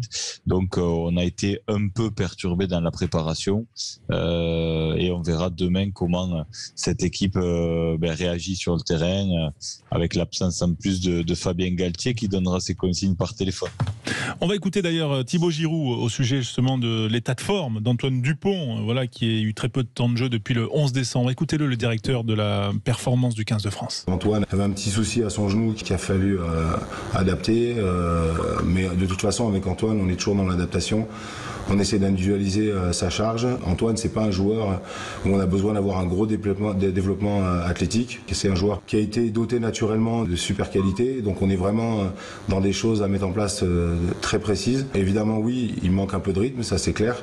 Mais encore une fois, il faut pas comparer des gens qui reprennent le sport et des joueurs professionnels de ce niveau-là. Ça va très vite, ça reprend très vite. L'aspect physiologique reprend vite le dessus. Et finalement, Daniel Herrero, ça peut être une chance aussi de reprendre contre l'Italie, entre guillemets. Oui, est-ce que c'est vraiment une chance? Mais attaquer le tournoi à la maison, sur la terre de France, sur un adversaire dont on sait qu'il n'est pas le plus performant dans cette compétition-là, il n'a pas gagné un match depuis maintenant 6 ou 7 ans, nos amis italiens. Donc en conséquence, c'est plutôt pas trop mal. D'autant qu'effectivement, nous avons un certain nombre de joueurs conséquents, et je ne pense pas qu'au Toulousain, mais un peu quand même, hein. Tu vois, si on dit Antoine Dupont et Romain ne sont pas au top, mais ça peut venir. Si on dit François Cros, il n'était pas au top, d'ailleurs il est sur le banc. Si on dit Anthony Jolonche, tu vois, un des hommes de base de ce pack d'avant français depuis la saison dernière, il n'est pas franchement au top, mais il est présent. Si on dit Julien Marchand, ma foi, il n'est pas au top, mais quand même ça va bien revenir. Et si on dit Cyril Bayo, ça fait la moitié de l'équipe. Il touche pas mal de ballons, mais bon, c'est pas encore ça. Tu vois, ça fait 3-4 avant du 15 de France qui vont quand même avoir sans doute l'occasion demain de montrer qu'ils ont retrouvé le niveau. Et quoi qu'en dise de Giroud, pour l'instant, on n'est pas certain de la forme rayonnante de nos Français dans leur ensemble, et notamment de la colonne vertébrale. Oui, c'est ce qui rend aussi ce match attrayant. Daniel, on va vous libérer parce que quand même vous avez ces veilles de tournoi, il faut quand même se préparer. Oui, il faut se préparer. Voilà, sans pas uniquement buvant des gorgeons, mais hypothèse recevable, il faut se préparer. Tout à fait recevable. recevable. Voilà, d'abord, je vais repasser le costume. D'ailleurs, je suis content de m'habiller un dimanche demain pour aller voir nos Bleus, je l'espère, conquérants. Ouais, on l'espère également. Ce sera bien sûr sur Sud Radio. Ce sera sur Sud Radio dans un instant aussi, toujours avec Olivier Magne et Philippe Spanghero. Et le vainqueur du jeu, parce que vous avez fait gagner des places, mon cher Alexandre. Oui, effectivement. 2 places pour ce match entre le Stade Toulousain et le Stade Français Paris. Tout à l'heure, c'était Christelle qui s'était imposée. Et le match aura lieu vendredi soir prochain au Stadium. Et c'est Jérôme qui a gagné. Oui, Jérôme de Carré dans les Hautes-Pyrénées. Bonsoir Jérôme. Bonsoir François, bonsoir à tous. Merci d'être avec nous en direct sur Sud Radio. Vous avez donc gagné 2 places pour aller voir le Stade Toulousain. Il va falloir leur remonter le moral quand même là, Jérôme. Hein. Bon, écoutez, remonter le moral, je pense que c'est une équipe qui va savoir rebondir au moment où il faudra et au moment des phases finales, puisqu'ils sont préparés pour ça et je pense que tous les ans, ils ont cette petite baisse de forme après l'hiver ou pendant l'hiver pour pouvoir être prêts au mois d'avril pour lever des trophées. Oui, effectivement. C'est votre club préféré, Jérôme, vous qui êtes des Hautes-Pyrénées, pays de rugby quand même. Hein. Il y a le ski, mais il y a quand même le rugby aussi. Bien sûr, il y a beaucoup le rugby, un peu le ski. Après, c'est forcément un club où on est plus maintenant porté vers le Stade Toulousain avec Antoine, qui est le digne représentant des Hautes-Pyrénées, et Cyril aussi qui est du coin. Alors bon, on est attiré vers le Stade Toulousain par affinité. Bon, mais en tout cas, voilà, ce sera vendredi soir face au Stade Français. Un mot avec vous, parce que j'imagine que si vous nous appelez, vous aimez le rugby, vous le suivez, vous avez pratiqué peut-être. Comment vous voyez ces Bleus demain face à l'Italie? Les Bleus demain, je pense que c'est très bien qu'on commence par l'Italie pour se mettre un peu en jambes et permettre à certains joueurs qui manquent un peu de compétition de se redonner du temps de jeu. Et puis on aura ce gros match contre l'Irlande qui va savoir nous donner vraiment la forme actuelle du 15 de France et savoir si on est en capacité de pouvoir gagner ce grand chelem qu'on espère tant depuis des années. Et il y a une question d'ailleurs, Jérôme, d'un autre auditeur qui s'appelle Vincent du Gers, qui se demandait comment on bat les Irlandais, quel jeu proposer pour battre les Irlandais. C'est une question aussi que je pose à Olivier Magne. Jérôme, quel est ton avis? Comment on bat l'Irlande? Je pense qu'il faut arriver à les priver de ballon parce que dès qu'ils ont cette possession, ils savent tenir le ballon pendant de longues séquences, et donc les empêcher d'avoir le ballon, maintenant, ça va être la clé peut-être pour pouvoir arriver à les battre. Effectivement. Vous voyez un petit pronostic, vous, Jérôme, depuis Carreil? Pour le match de demain ou pour le match des Irlandais? Non, moi je suis pas encore au match des Irlandais. Je prends les matchs les uns après les autres. Moi, je suis comme ça. Le match de demain, on aura 20-30 minutes compliquées parce que les Italiens vont être agressifs sur le porteur de balle. Ensuite, ils vont commencer à s'essouffler et au bout de la 50e, on devrait arriver à pouvoir passer devant. Et je pense qu'une trentaine de points, ça serait la bonne facture pour ce match. Le bonus offensif? Oui, bien sûr. Il faut au moins espérer ça. Voilà, c'est aussi le double objectif de demain, parce que du coup, il y a quand même aussi une pression, entre guillemets, de goal average. L'Irlande ayant mis plus de 20 points aujourd'hui aux Gallois, ça fait partie des éléments à prendre en compte, même si lors d'une première journée, on n'a pas tout ça en tête. À Carreil, on soutient qui? Bagnères de Bigorre ou Bagnères de Bigorre de cœur et puis les Baronnies de côté affectif, voilà. Voilà, Bagnères de Bigorre, grand pays de rugby bien sûr, et Carreil n'est pas très loin. En tout cas, merci de nous avoir appelé. De la neige ou pas dans les Pyrénées à l'heure où on se parle? Elle commence à reculer un petit peu. Les températures font que là, ça fonde pas mal. Ouais. Bon, en tout cas, c'est un très beau pays. Et merci d'écouter Sud Radio et de nous être fidèles. Et bon match vendredi au Stade Toulousain, Jérôme. Merci à vous. Allez merci les Bleus. À très bientôt en tout cas. Merci Jérôme. Au revoir, merci beaucoup. Retour avec nos invités Olivier Magne et Philippe Spanghero, qui ne sont pas nos invités, ils sont nos consultants. Que dis-je? Voilà. Olivier, voilà, il faut effectivement se concentrer sur ce match de l'Italie. Jérôme nous disait, ouais, ils vont nous, on va dire, nous tenir tête pendant une demi-heure. Vous le voyez comme ça aussi demain, ces Italiens qui sont quand même désormais entraînés par un Néo-Zélandais et qui sont à forte ossature. Benetton Trevice, je crois, il y a 12 joueurs sur 15 dans cette compo, le 15 de départ de demain. Oui, non, c'est une équipe qui va évidemment faire son possible.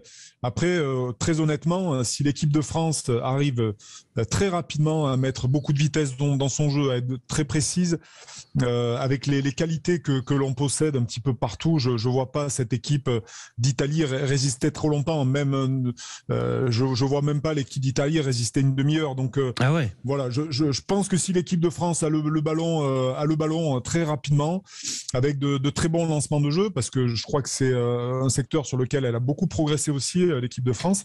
Voilà, je vois une équipe de France avec potentiellement la capacité de marquer très très vite et de mettre cette équipe d'Italie en difficulté rapidement. Ouais, surtout qu'on disait, cette équipe d'Italie, elle a seulement 24 ans de moyenne d'âge, une dizaine de sélections, pas plus, une équipe de moyenne, qui a été quand même vachement renouvelée, quoi. Oui, mais c'est ça, et à l'image de ce qu'elle fait, de ce qu'elle a fait hier avec les jeunes, les jeunes Italiens qui jouent à Mont-de-Marsan contre les Bleuets, c'est une équipe d'Italie qui refuse un petit peu le jeu. Alors je sais pas à quoi ça tient, si c'est l'entraîneur, si c'est ce qui a été inculqué à ces joueurs italiens depuis la formation, mais quand elle joue le tournoi, on a l'impression qu'elle veut rentrer dans un rugby où elle peut se permettre de calculer, de faire un rugby un petit peu à l'irlandaise, mais elle n'est pas capable de jouer ce jeu-là. Et cette équipe d'Italie, elle n'est jamais aussi dangereuse que lorsqu'elle commence à jouer avec son tempérament, avec son identité, avec ses valeurs, avec ses qualités physiques. Donc, moi, je crois que cette équipe d'Italie, si elle veut vraiment essayer de nous poser un petit peu problème, c'est de se lancer dans la bataille et de jouer tout simplement son va-tout et de mettre du mouvement dans son rugby. Parce que si elle joue comme elle le fait habituellement, comme on l'a vu sur ses dernières sorties, avec un rugby posé, du jeu au pied, en essayant de calculer, à mon avis, je pense que demain, elle peut prendre quand même une correction. Oui, elle reste sur une série de 32 défaites dans le tournoi, l'Italie, mais elle reste quand même, Philippe Songuero, sur une victoire. Bon, c'était face à l'Uruguay, 17-10 en novembre, mais enfin en tout cas, voilà, elle peut peut-être poser des problèmes. Il y a notamment Garbisi, qu'on voit plutôt à son aise, 21 ans depuis le début de la saison avec Montpellier. Voilà, peut-être que Philippe. Peut-être, mais Garbisi joue à l'aile, donc pour avoir les ballons qui arrivent jusque-là, il faut qu'il y en ait quelques-uns qui fassent le boulot avant. À l'aile Non, c'est Maury qui joue à l'aile, mais Garbisi, ça sera l'ouvreur. Ah oui, le demi d'ouverture de Montpellier. Non, mais Maury, il n'est pas dans les cartons bleus. Le carton bleu de Philippe Songuero. Gros carton bleu, pardon. En plus, j'ai lu son interview tout à l'heure. Grosse erreur. Non, mais j'ai peut-être mal prononcé, c'est ça, Philippe Galbé. Non, ne soyez pas trop indulgents avec moi. C'est vrai que cette jeunesse italienne, et puis notamment le manque de densité dans le paquet d'avant, je pense, va être rédhibitoire demain, et puis plus globalement sur la durée du tournoi. Et c'est vrai qu'en plus, on est quand même proche culturellement des Italiens. Ça fait toujours un peu de mal quand on les voit à ce point en souffrance, mais encore une fois, je pense que demain, il ne devrait pas trop y avoir de sujet pour les Bleus. Si on prend les choses par le bon bout, si on fait ce qu'il faut, notamment dans la première demi-heure sur le jeu d'avant, je pense qu'il ne devrait pas trop y avoir de sujet demain. Mais en tous les cas, c'est vrai que ce qui est à la fois intéressant et à la fois un peu embêtant, c'est que quand on joue l'Italie, on ne sait jamais quel est notre vrai niveau. Et c'est vrai qu'à la fois, c'est intéressant de pouvoir commencer par eux pour se mettre en jambe. On l'a dit, beaucoup de joueurs cadres de cette équipe de France manquent un peu de rythme.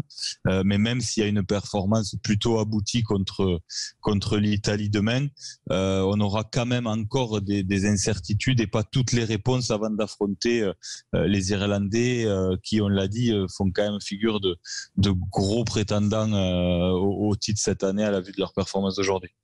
Ouais, alors on a beaucoup parlé, et c'est vrai qu'on est interrogatif sur l'état de forme de ces Français. Ça sera un peu hétérogène. Il y a eu le Covid, etc. On parlait des Toulousains, on l'a évoqué. En tout cas, les Français se sont entraînés cette semaine à Carpan avec la Légion étrangère, et ils ont aussi beaucoup mis d'intensité dans l'entraînement. C'est ce qu'a expliqué Fabien Galtier. En termes d'entraînement, il a expliqué au général Alain Lardet, commandant de la Légion étrangère. C'est ça, Alexandre? Il faut tendre l'oreille. Faire à vitesse réelle, mais même plus vite. C'est-à-dire qu'on s'entraîne à 140 mètres par minute, alors que les matchs, on les joue à 117 mètres par minute. Là, c'est pour développer les connexions neuromusculaires. 140 mètres par minute c'est une donnée. C'est la vitesse du jeu. La vitesse du jeu. Et ça, vos calculs que vous contrôlez, avec la data. Vous suivez avec la data. Donc on a une idée. Le match contre les Blacks, c'était 116 mètres par minute au dernier match. En général, c'est entre 112 et 116. Ça dépend le terrain, la météo. Et donc nous, on cherche à travailler à 140. 140. Et avec des phases plus courtes, bien sûr. Non, pareil. On se met dans des conditions plus difficiles que le match. En fait, l'entraînement est plus dur que le match. 140 mètres parcourus par le ballon par minute. Ça veut dire que l'entraînement est plus dur que le match. Ça, c'est vous entendez sa traduction peut-être par Olivier Magne? Moi, honnêtement, je sais pas. Quand on est à 100%, c'est 100% pour moi. 120%, ça veut dire quoi? 120%, ça veut dire que là, à 120%, on se déchire les ischios. Donc, sinon, c'est que tu as 100% à l'entraînement et tu es à 80% en match alors. Voilà, donc pour moi, l'entraînement, il est fait en fonction du match. On prend la référence qui est le match et on construit autour de ça. Maintenant, si on met pas assez d'intensité dans le match, finalement, oui, on peut éventuellement s'entraîner un petit peu plus que ce qu'on a fait pendant le match, si on a aperçu que l'intensité était pas maximale pendant le match. Mais en tout cas, à partir du moment où on rentre dans la compétition, on se doit de donner le maximum et de jouer à 100%. Et à partir de là, les entraînements sont corrélés avec le 100% qui colle au match. J'aimerais bien, après, je voudrais bien qu'on m'explique comment on peut être à 110 ou à 120%. C'est un discours que j'ai du mal à comprendre. C'est peut-être trop technique pour moi, mais en tout cas, quand vous êtes à 100%, vous l'êtes en match et à l'entraînement quand vous avez décidé de le faire. Et ce qu'on peut noter aussi, c'est que son point de référence, Fabien Galthié, c'est le match face à la Nouvelle-Zélande de cet automne. Est-ce vraiment un vrai bon point de référence quand on sait que la Nouvelle-Zélande est arrivée après 2 ans de Covid, après quand même plutôt isolée dans l'hémisphère sud, et 14 matchs dans les jambes? Est-ce que vraiment ce match face à la Nouvelle-Zélande doit servir de base de référence pour l'équipe de France? En tout cas, c'est ce qu'a choisi le staff de Fabien Galthié, François. Oui, effectivement. Philippe Spanghero, peut-être réagir quand même sur ce qu'on vient d'entendre, l'intensité et peut-être entre l'entraînement et le match. Voilà les doutes peut-être d'Olivier. C'est jamais pareil. Non, mais c'est vrai que ça rejoint. Alors après, on peut l'expliquer avec des données, avec la data, avec des chiffres. C'est ce qu'on appelle la très haute intensité. Et finalement, c'est ce qu'on a toujours entendu. S'entraîner très dur pour trouver le match moins dur. Après, on l'explique avec la data qu'on veut, mais pour moi, c'est aussi lié à l'opposition. La vitesse du ballon, c'est bien joli, mais c'est peut-être aussi qu'il travaille différemment, avec un peu moins d'agressivité défensive, avec un peu moins de contest sur les zones de ruck, qui permet en effet pour le cardio d'aller beaucoup plus vite, que le ballon circule beaucoup plus, et de travailler comme ça. Mais en tous les cas, quoi qu'il arrive, comparer ça à un match en disant que ça va plus vite et ça tape plus fort qu'un match, c'est pas possible. Je suis plutôt d'accord avec Olivier. Après, on comprend la philosophie. Oui. Et c'est vrai que plus les années passent, plus cette dimension physique de la très haute intensité, elle est importante. Et on a vu et on a entendu X fois le staff de l'équipe de France en faire son cheval de bataille. Voilà, et aussi, plus le temps passe et plus la data est présente aussi dans la programmation des séances d'entraînement. C'est aussi ce que ça veut dire. Et bon, sans doute que ce petit moment d'explication de Fabien Galthié au général Lardet, c'est aussi une manière de lui expliquer, de lui traduire un petit peu ce que ça veut dire. Mais je suis pas sûr, François, que le général, il ait tout compris dans son explication. C'est qu'à un moment, si vous voulez, quand Fabien il parle au général, il vaut mieux lui expliquer, voilà, on est... on fait de la haute intensité, on est proche du 100% et on essaie de s'entraîner en fonction des matchs que l'on a vus. Après, ces éléments de langage, moi, ils me dérangent parce que j'ai l'impression qu'on fait injure à tous ceux... c'est un peu de la com parce qu'on fait injure à tous ceux qui ont énormément travaillé sur le plan de la préparation physique, de la préparation sur le plan technique, tactique, sur la préparation mentale. mental. Quand vous reprenez la littérature qui concerne justement tout cet ensemble qui prépare le sportif dans sa totalité, il y a énormément de choses qui ont été écrites et qui sont écrites depuis maintenant très très longtemps. Et je ne crois pas qu'il y ait eu une réinvention de la part du staff de Fabien Galtier au sujet de la préparation physique. Alors oui, il y a des choses qui sont des outils qui sont apportés, qui permettent de travailler peut-être un petit peu plus précisément. Mais honnêtement, quand vous reprenez tout ce qui a été écrit par de nombreux chercheurs sur toute la préparation physique, mentale et sur le plan technique, voilà, il ne faut pas oublier qu'il y a beaucoup de choses qui ont été écrites et il faut pas l'oublier parce qu'il y a des gens qui ont quand même énormément travaillé et Fabien ne fait ni plus ni moins que reprendre ce qui a été fait par le passé avec des éléments de langage qui sont d'actualité, voilà, tout simplement. Voilà, il fallait le dire, mais voilà, c'est oui, Mathias Merlot qui était effectivement cette semaine à Carpiagne et qui a vu les Français s'entraîner. Mathias Merlot qui va bien sûr commenter le match Toulon-Castres qui va suivre 21h sur notre antenne bien sûr. Mathias, bonsoir, vous étiez à Carpiagne donc je le disais. Cette très haute intensité, est-ce qu'elle a été perceptible par les observateurs que vous étiez ? Oui, moi j'ai eu la chance de voir une opposition entre l'équipe de France et l'équipe de France moins de 20 ans et c'était la fin de semaine dernière, les joueurs de l'équipe de France, du 15 de France venaient d'enchaîner 4 jours à très haute intensité. Autant vous dire qu'ils étaient un peu fatigués sur cette séance et que les humains ont su tirer leur épingle du jeu. C'était impressionnant, du bord du terrain, des courses à haute intensité, des ballons qui arrivent dans tous les sens, dès qu'on tombait un ballon un autre revenait et ça courait dardard de tous les sens, dans tous les terrains avec bien sûr Fabien Galtier qui a harangué ses joueurs.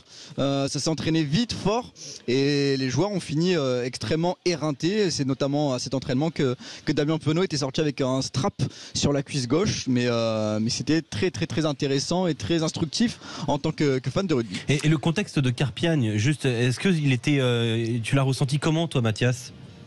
Honnêtement très cool. J'ai pas ressenti quelque chose. Pas l'impression d'aller faire la guerre, quoi. Non, pas du tout. J'ai senti beaucoup d'échanges entre les légionnaires et le 15 de France. Un intérêt mutuel, beaucoup d'apprentissage des deux côtés. Pour vous dire, moi j'ai eu la chance de parler avec Monsieur Lardet, qui me disait qu'il était impressionné par la minutie du staff de l'équipe de France, que même il allait s'en inspirer pour ses hommes au sein de l'armée. Tellement c'était à la seconde, au mètre près. Il a été franchement bluffé par Fabien Galtier. Et Fabien Galtier était dans la volonté de faire corps en tant que groupe, en tant qu'équipe et en tant que quantité pour aller chercher ce 6 Nations, cette mission. Dont il insiste beaucoup sur ce terme. C'est une mission. L'équipe de France est en mission dans ce 6 Nations. Et c'était très instructif pour les deux camps, mais pas de type armé.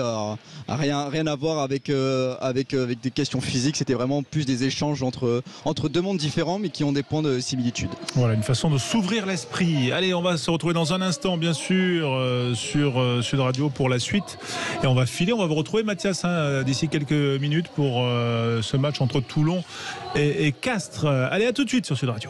Sud Radio Rugby, Alexandre Priam. Alexandre Priam, bien sûr, présent, tout comme Olivier Magne, qui est là, mais que l'on va saluer. Voilà, merci Olivier. Pour vous, demain, formalité, un petit prono comme ça, histoire de chiffrer vos propos. Ouais, allez, on va. Je pense que l'équipe de France va passer plus de 40 points à l'équipe d'Italie. Je souscris à ça, je parie la même chose. Voilà, Philippe Spanghero. Il dit 70 points, c'est Philippe Spanghero tout à l'heure. Philippe qui est déjà parti. Festival, carton bleu accéléré de nouveau. Mais bon, il est ponctuel. On l'avait dit 20h30, 20h30, il n'est plus là. C'est normal, la ponctualité. Voilà. Merci en tout cas, Olivier. On vous retrouve très vite sur l'antenne de Sud Radio. Toujours un plaisir. On a le plaisir d'accueillir Julien Thomas, autre membre de l'équipe Sud Radio. Salut Julien. Bonsoir à tous. Comment ça va ? Ça va très très bien. De belles journées rugby. De belles journées rugby. Effectivement, on va y revenir bien sûr. Pour tous ceux qui ont l'ADN rugby, c'est ça, Alexandre ? Oui, c'est à la fois le nom des stages de Julien Thomas et le nom du nouveau magazine qui vient de paraître, ADN Rugby, qui est maintenant disponible chez tous les kiosquiers, dans toutes les bonnes presses, et c'est lancé notamment par vous, Arnaud Sebin. Bonsoir. Bonsoir à tous. Bonsoir, merci d'être avec nous en direct sur Sud Radio. Parlez-nous d'ADN Rugby alors, parce que c'est un challenge aujourd'hui de lancer un magazine thématique. C'est un challenge, ouais. on imagine. Le challenge, il est double. Il est déjà de parler de rugby, et aujourd'hui dans la presse, c'est pas toujours évident. Et surtout de lancer un nouveau média papier, alors qu'aujourd'hui, tout le monde parle du digital. Donc, c'est non seulement un journal papier, mais c'est même du journal. Donc, c'est un double challenge, on va dire. Oui, parce que ce n'est pas un quotidien, mais il siège à côté de l'équipe, par exemple, de Midi Olympique, parce que ce format-là est papier. Ce format est papier, c'est un mensuel, mais papier, avec une belle qualité de papier. Mais voilà, papier, l'idée, c'était de croire toujours en la presse et en papier, de dire qu'aujourd'hui, on peut encore faire de belles choses avec le papier. Voilà, parlez-nous de votre premier numéro, donc qui sort en ce mois de février. Il y a, on va dire, du Antoine Dupont, forcément à la une. Un petit peu d'Antoine Dupont, oui. Il y a aussi du Anthony Gelon, les deux amis. Et il y a aussi du Damien Penaud qui revient sur son enfance, qui nous parle un peu de lui, de choses dont il n'a pas l'habitude de parler. Et plein de choses sur le top 14, sur la Pro D2, sur cette méthode Galtier notamment, que Julien Thomas, qui est avec nous, connaît très bien. La méthode Galtier, qu'est-ce qu'on en pense ? De quel côté? Du côté du côté stage. De quel ADN on parle? Du sien ou du mien? Les deux, on peut. Julien d'abord. Julien, la méthode Galtier. C'est la méthode de Galtier. Ça me surprend pas. Je l'ai côtoyé en 2011, 2013, jusqu'à 2013, un peu après même. Donc Fabien, c'est très dans la NASA. C'est les stats, c'est voir le lendemain, voir on va dire les datas comme il dit, voir la haute intensité, le rugby de demain. Et si on écoute bien entre les phrases de son interview qu'on a pu entendre auparavant, il parle de météo, il parle de terrain gras, mais il part dans le détail de même du moindre vent s'il est à 23 km/h ou à 25. Donc c'est Fabien Galtier, il est sur le détail et la précision. Après, parfois, peut-être à l'extrême, parce que les joueurs, il faut qu'ils aient aussi cet instinct un peu de joueur, et c'est ce qui fait la beauté. C'est un peu ça, la méthode Galtier, c'est aussi de tout prévoir, de montrer que rien ne se fait au hasard et qu'il faut tout calculer. C'est 24 heures sur 24, c'est dur sur 7, c'est toujours sur le terrain, penser rugby tout le temps et apporter aussi des choses nouvelles par rapport à ce qui se faisait un peu en France, des assistants, dans des domaines comme la nutrition, comme notre préparation physique. C'est vraiment tout penser et se donner toutes les chances de réussir. Il faut dire que ça marche. Vous qui avez décelé donc dans ADN Rugby cette méthode, enfin en tout cas décrypté cette méthode Galtier, est-ce que vous pensez qu'elle va nous mener jusqu'au Grand Chelem en 2022 ? On espère. Maintenant, avec les résultats d'aujourd'hui, on voit que ça va pas être facile, qu'il peut y avoir des surprises, que toutes les équipes vont être compétitives. Mais oui, on y croit, parce que la France a besoin de ça, parce qu'on arrive à un an de la Coupe du Monde, parce que beaucoup de choses. Donc oui, on y croit fort. Oui, effectivement. Et cette méthode Galtier, tiens, un petit crochet à Toulon. Pourquoi elle n'a pas marché au RCT, Mathias, cette méthode Galtier? Hop là, avec le micro c'est mieux. Avec le micro c'est mieux, évidemment. Parce qu'elle était quotidienne, cette méthode, tout simplement parce qu'elle était quotidienne et que c'est un métier différent d'être sélectionneur et entraîneur au quotidien avec des égos à gérer, des stars à gérer. Voilà, c'est un secret de polichinelle, ça ne passait pas du tout avec certaines stars de l'effectif, dont Mahanounou, dont Brian Abana. Et forcément, quand on se met à investir à dos, c'est compliqué d'avoir des résultats. Oui, c'est un peu le revers de la médaille de la méthode Galtier. En club, c'est très difficile parce qu'il est omniprésent, il a une gestion qui est particulière. Et effectivement, en sélection, il a un peu plus de recul, un peu plus de temps entre les entraînements, et ça passe forcément mieux. Effectivement, on l'espère en tout cas qu'elle va déjà bien débuter, que le discours de la méthode sera bien entendu dès demain pour cette entrée en matière dans le tournoi des destinations. Un pronostic pour vous et pour toute la rédaction d'ADN Rugby? Une victoire, certainement large, mais peut-être une première mi-temps difficile. Et après, des espaces qui vont s'ouvrir en deuxième mi-temps. 30-35 points d'écart, on va dire. Voilà, 30-35 points d'écart. En tout cas, visiblement, il y a une unité. Merci Arnaud d'avoir été avec nous. Merci à vous, merci de m'avoir accueilli. Avec plaisir. Et longue vie à ADN Rugby. Pas de procès avec Julien Thomas sur le nom ADN Rugby? Pas du tout. On pourra même faire la promotion de ça avec plaisir. Ah bah voilà, la promotion d'ADN Rugby dans ADN Rugby, ce serait magnifique. Magnifique. Exactement. Voilà, c'est Et ça. à l'inverse, avec grand plaisir. Voilà, on est content d'avoir créé ces ponts finalement. Voilà, plutôt que de s'attaquer devant les tribunaux. Et un coucou réunissez-vous autour de ce nom ADN. En parlant de tribunaux, un coucou à Jean-Marie Liens, voilà, qui collabore avec ADN Rugby. Voilà, merci en tout cas Arnaud et longue vie à ADN Rugby, que l'on peut trouver dans les bons kiosques et dans les bonnes maisons de la presse. Je ne sais pas si on dit toujours ça. Bon, pourquoi pas. Mais en tout cas, voilà, il y a du contenu et c'est intéressant. Merci d'avoir été sur l'antenne de Sud Radio. Julien